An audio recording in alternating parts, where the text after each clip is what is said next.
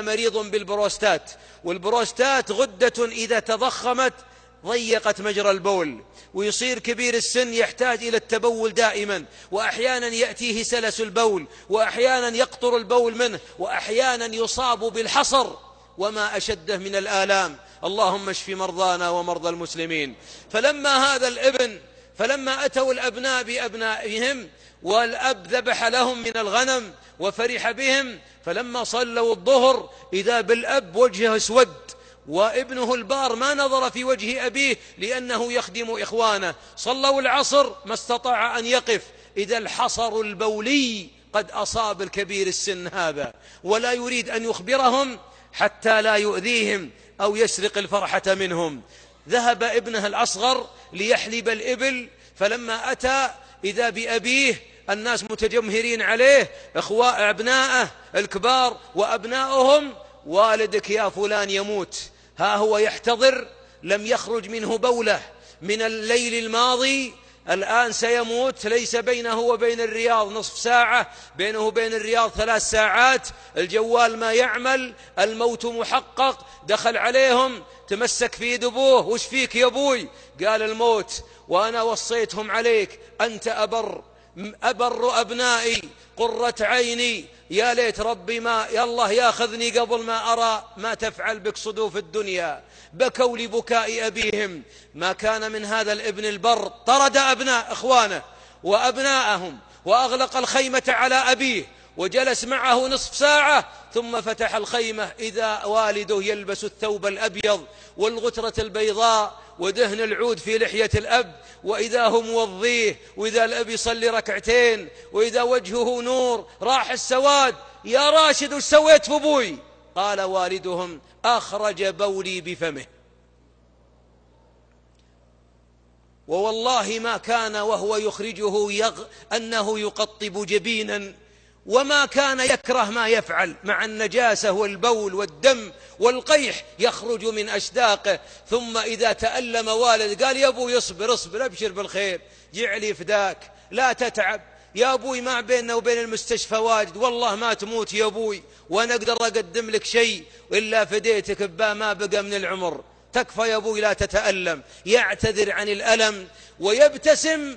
ثم ألبس والده بعد أن أفرغ مثانته، وتوضأ هو وتوضأ والده، ثم قال: سلموا على أبوكم ما به إلا العافية. يلا مشينا للمستشفى. ما أجمل صفحات البر هذه تجعلنا نتقازم عندما نذكر بعضا من صور برنا المزعوم.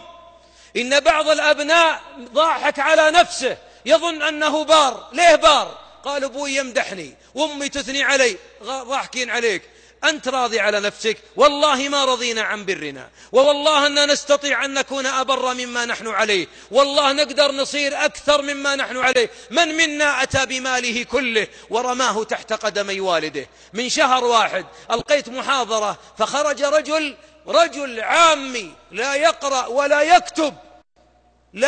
ولا يكتب، لأننا ليه دائما ركز عامي، لأن بعض أبنائنا انشغل بدراسته ووظيفته وزوجته عن باب جنة ربه، ولذلك رغم أنفه، وثم رغم أنفه، منزوع بركة الوقت، منزوع بركة المال، منزوع بركة الأبناء، مغموم باب الجنة، وتذهب عن باب، تطرق الباب غير باب الجنة. بعض أبنائنا تعلم، لكنه تعلم الأنانية، تعلم أن يعيش لنفسه ويعيش لعياله، وما علم المسكين أنه ما بذر سيحصده من أبنائه. ابذر تحصد، بروا آباءكم تبركم أبناؤكم. رجل عندما كنت تتكلم عن المال وأن المال ليس لك، واسمعوني أنا ابن، وابوي من فضل الله على قيد الحياة، الله يطول في أعماركم وعمره على الطاعة ويغفر للموتى منهم. المال الذي عند الأبناء لآبائهم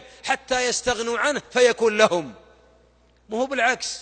مو أبوك يقول حول لي 1000، الله المستعان، هالشايب كل 25 يقول حول. الله يهدي قلبك، لو أبوك يدري ما الذي له لكان أبقى لك 1000 أنت وخذ الباقي. تدري لماذا؟ لأن الولد من كسب أبيه، والحبيب يقول: أنت ومالك، ما قال مالك، قال أنت قبل المال، وأنت أغلى من المال، ومع ذلك أبوك يملكك، فكيف بمالك الذي عندك؟ إذن أحبابي، هذا الرجل لما سمع هذا الحديث كان والده بحاجة إلى مال، ويقول البيت اللي ببنيه في الرياض أزين من بيت أبوي، وسيارتي أزين من سيارة أبوي، وثوبي يجمل من ثوب أبوي، فاستحييت من الله. وكان فيه قد أخذت من بنكي كذا، أخذت 500,000 تمويل أبني أرض عندي في حي النظيم في الرياض، فذهبت إلى أبي في الجنوب وأتيت إليه، قبلت رجله ثم ركبته ثم يده ثم بين عينه، قلت يا أبوي أنا أحتاج منك مبلغ، أبوي فقير. قال أبشر يا أبوك، هذه بطاقتي، هذه بطاقتي، أبي أعرف رقم حسابه. قلت بطاقة البنك يا أبوي. قال هذا هذا البوك كله خذه. قال فذهب، قال وانا ابوك ما في الحساب الا 10,000، خلي ويمك 1000 ولا 2000 والباقي يفداك. الآباء لا زالوا يعطون والأبناء يستجدون، ويا طول الليل شايب لا زال يكد على رجال أكبر منه، وكل ما صقها عدله انقلبت مع ذا الولد عوجة، نسأل الله العافية.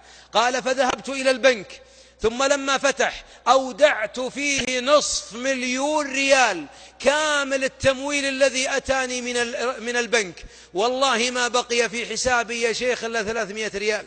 ثم أتيت بالبطاقات وأعطيتها أبوي وحبيت يده، قلت يا أبوي أبدلك الله بال10,000 500,000، والله أني بقعد 10 سنين أسدد فيها، لكن عساني أكفر بالجحود والصدود والصد عنك. لا وأنا أبوك. يقول وطلق امرتي وهي بنت أخوه أنها ما يعود منها ريال، والله إنها لك كالمطر. قال فغطى وجهه وجلس يبكي. يا أبوك أشغلت نفسك. قال الله معطيني الحياة بسببك، ما أعطيك بعضا من أسباب الحياة. أحبابي، اللي ما ينظر للوالد أنه جنة والأم جنة يعيد ترتيب الأولويات، ملخبط وضايع. تدرون لماذا أبناءنا لا يبروننا؟ لأنهم ما رأونا نبر ونحن نبر أمهاتنا وآبائنا. البر ليس محاضرة، البر ليس خطبة، البر ليس آية فقط وحديث، البر قدوة. إذا ما شافك أبوه ولدك تحب مواطي يمك، والله ما يحب رجلك، والله تلمس السماء ما في أمل حتى يراك. إذا ما رآك تفداه بحلالك كله، إذا ما رآك تستقيل من عملك. وين أبوي تتركنا؟ نترك الرياض، نترك جدة، نترك الدمام، نعم نترك الدنيا كلها، دام أبوي على قيد الحياة أجي تحت رجليه لأن الله يأخذ الأسبق منا إليه. لأنه لا سعادة لابن في وجود أبيه أو أمه وهما عند الكبر إلا أن يكون تحت أقدامهم. ما فيه بر.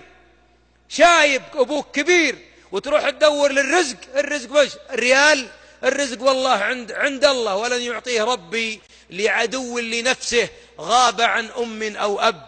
السعادة كل السعادة أن يرى أحدهم كان يصب القهوة عنده ضيف من الأضياف، عنده ضيف ودخل البيت، يقول فلما جلست على الأرض ومعي الدلة صبيت الفنجال، فلما قدمته دخل ابني يحبو على ركبتيه ويديه.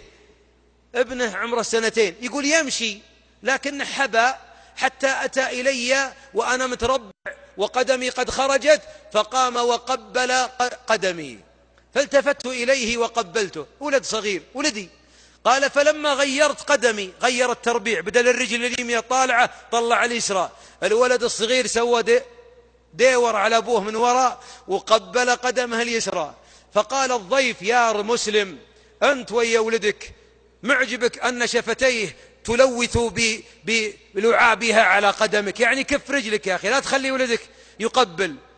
قال أنت وش محرق رزك، يعني أنت وش لقفك؟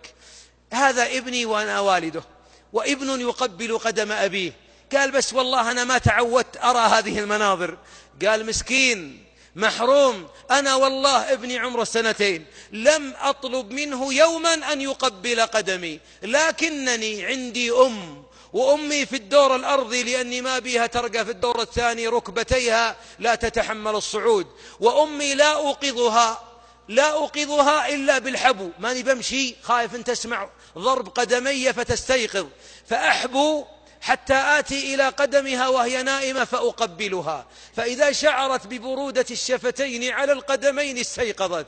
قالت محمد يا مرحبا والله بقرة العين، قال فرآني أحبو فحبى ورآني أقبل فقبل ما أمرته.